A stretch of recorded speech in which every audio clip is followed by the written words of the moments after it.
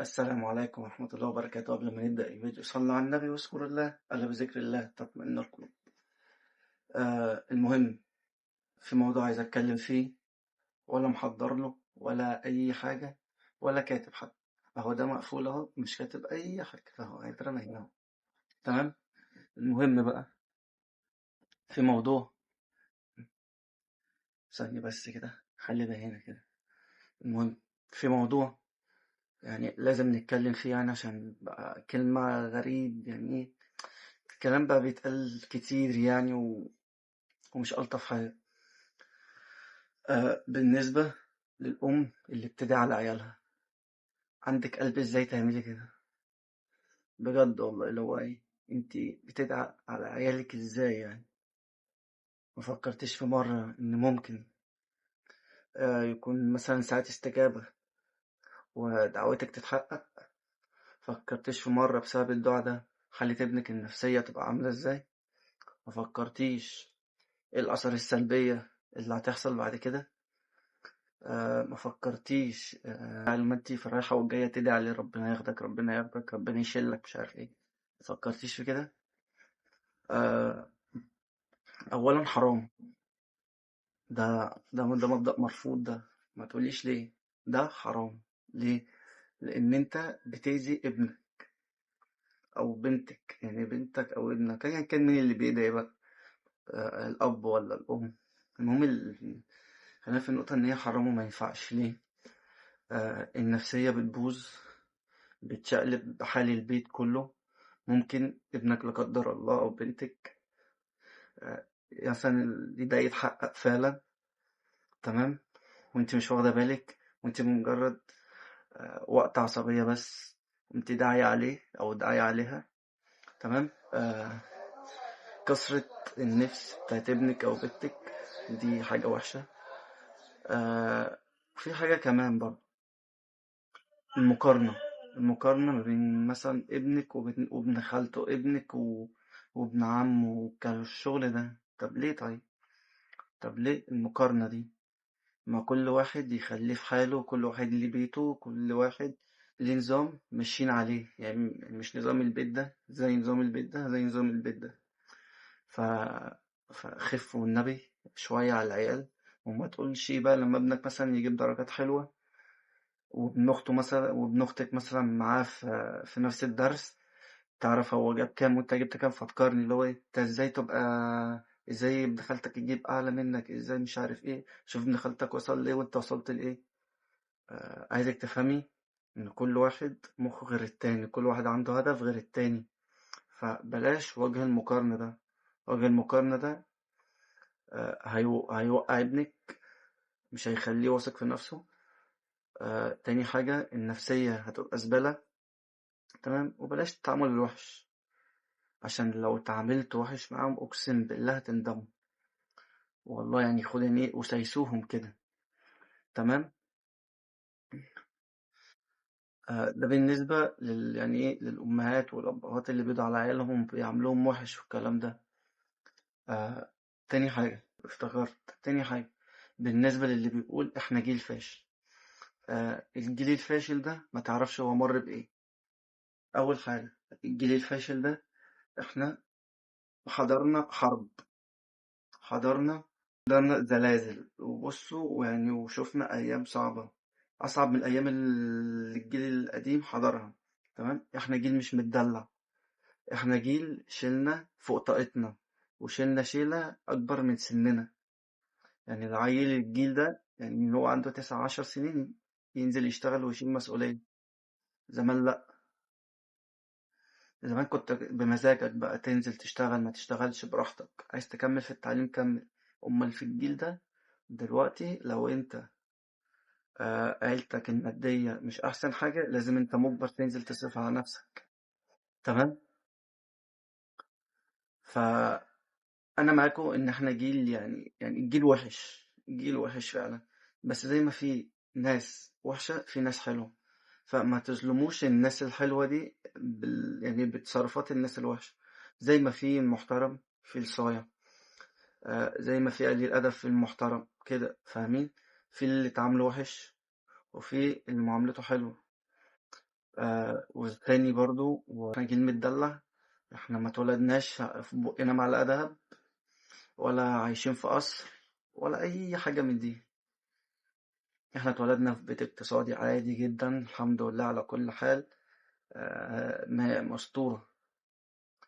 فما يجيش راجل عنده 70 80 سنة بمجرد بس اللي احنا مثلا صابغين شعرنا الكلام ده، يعني بندلع نفسنا، يقول لكم انت جيل متدلع.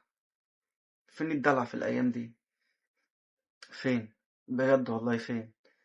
آه فواحدة واحدة، واحدة واحدة على الجيل ده اللي هو الجيل اللي بتقول عليه متدلع. فواحدة واحدة عشان والله العظيم مش مستحمل. بالنسبة للطريقة الوحشة، حاول تاخد ابنك وتصاحبه، صاحبي ابنك، تديلهم أمان. أهم حاجة تديلهم ثقة، مش كل شوية تقوله انت فاشل، انت مش عارف ايه الكلام ده. واهم حاجة مش عمال على بطال في الدخلة والطلعة تفتشيه، تمسكي تليفونه تفتشيه، تشم بقه بيشرب سجاير ولا لأ. طب طول ما انت بتعملي كده هيعمل كل ده في السر. بيعمل حاجة حرام هيعملها في السر، ولا انت مش هتعرفي. اللي عايز يعمل حاجة يعملها. حتى لو بصي، لو انت بقولك لو معاه رجلك فوق رجله، اللي عايز يعمل حاجة هيعملها. فبلاش شغل الشكوك ده، وبالراحة على العيال. عشان هما مش مستحملين والله، محتاجين اللي يصاحبهم واللي يحتويهم واسمه ده، واللي ياخدوا تحت باطهم، واللي يفهمهم. يفهمهم دي أهم حاجة، أهم حاجة الفهم دي. عشان احنا جيل دماغنا، بقول لكم أهو، مش أي حد يفهمها ومش أي حد يصاحبها. فلما لقيت مديني الأمان، تمام، وانت عايز تصاحبني بجد وتكلمني كصاحب مش كأب أو كأخت مش كأم، ف...